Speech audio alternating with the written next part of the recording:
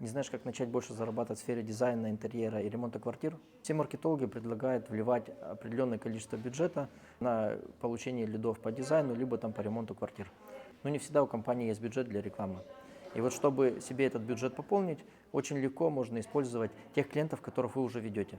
Если вы будете заниматься полностью комплектацией более там плотно, а не просто отправлять там в магазин или в интерьерный салон, а сами заниматься, вы сможете зарабатывать достаточно большие деньги, чтобы потом тратить на рекламу. Но опять же, тратить на рекламу нужно с умом.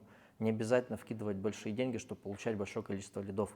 Чтобы ваш бизнес рос, достаточно правильно распределять ваш бюджет рекламный. Обратитесь ко мне, и мы с вами разберем ваш бизнес, и я подскажу, что вам нужно делать.